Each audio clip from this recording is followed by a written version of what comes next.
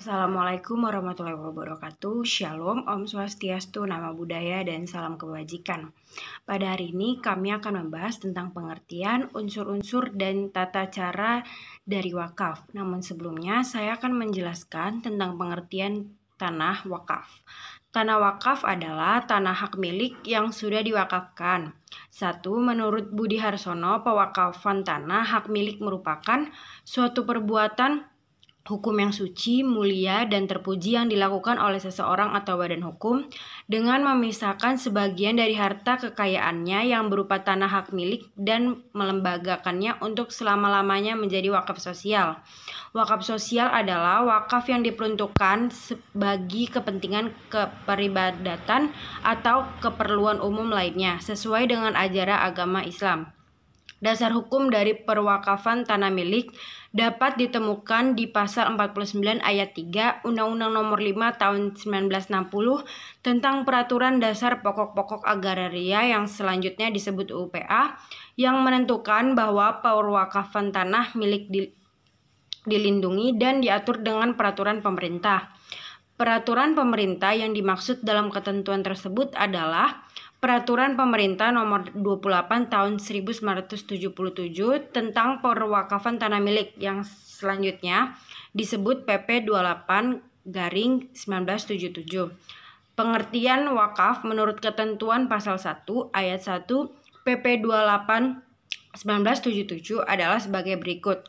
Wakaf adalah perbuatan hukum seseorang atau badan hukum yang memisahkan sebagian dari harta kekayaannya yang berupa tanah milik dan melembagakannya untuk selama-lamanya untuk kepentingan peribadatan atau keperluan umum lainnya sesuai dengan ajaran agama Islam.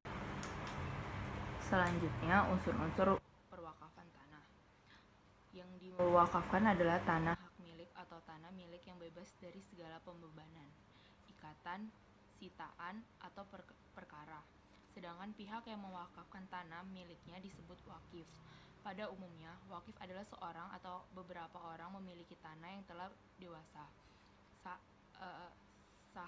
saat akalnya dan tidak berhalangan untuk melakukan perubahan hukum.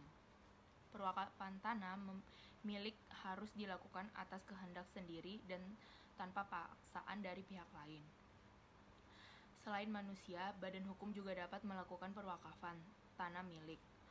Namun, hanya badan hukum tertentu yang menguasai tanah hak milik yang dapat mewakafkan tanah miliknya. Badan hukum yang dimaksud adalah bank pemerintah, lembaga, keagamaan, dan badan sosial. Sesuai dengan ketentuan pasal 8 ayat 1 huruf B Peraturan Kementerian Agraria atau Kepala Badan Pertanahan Nasional Nomor 9 Tahun 1999 tentang tata cara pemerintahan dan pembatalan hak atas tanah negara dan hak pengelolaan. Pihak yang bertugas untuk memelihara dan mengurus benda wakaf disebut nadzir. Nadzir dapat berupa perorangan atau badan hukum. Adapun syarat-syarat seseorang nadzir adalah sebagai berikut. 1. Perwenangan Republik. Tata cara perwakafan tanah. Wakif harus mengikrarkan kehendaknya secara jelas dan tegas kepada nazir di hadapan pejabat pembuat akta ikrar wakaf. Selanjutnya akan disebut PPAIW. PPAIW kemudian menuangkan ikrar wakaf ke dalam akta ikrar wakaf dengan disaksikan oleh sekurang-kurangnya 2 orang saksi. Dalam melaksanakan ikrar wakaf, wakif harus membawa dan menyerahkan kepada PPAIW surat-surat sebagai berikut. A.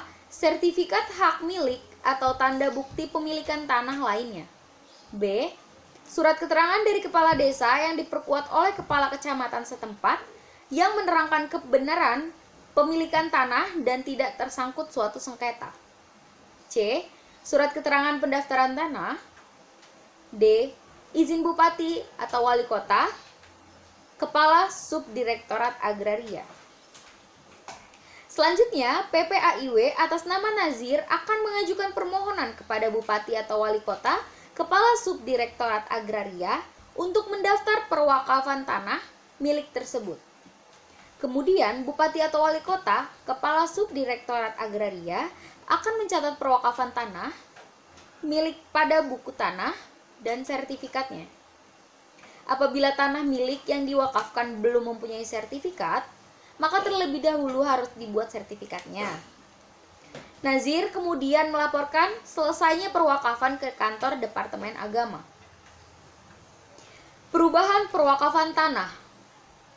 Pada prinsipnya, tanah milik yang telah diwakafkan tidak dapat dilakukan perubahan terhadap peruntukan atau penggunaannya selain dari apa yang telah ditentukan dalam ikrar wakaf.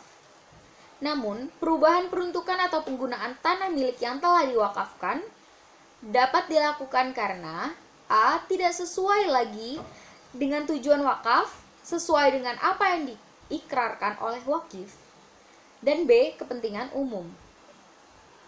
Perubahan peruntukan tanah wakaf tersebut harus terlebih dahulu mendapat persetujuan dari Menteri Agama. Perlu diketahui bahwa tanah wakaf tidak dapat dijadikan jaminan utang. Hal ini disebabkan karena sifat dan tujuan wakaf yang tidak dapat dipindah tangankan.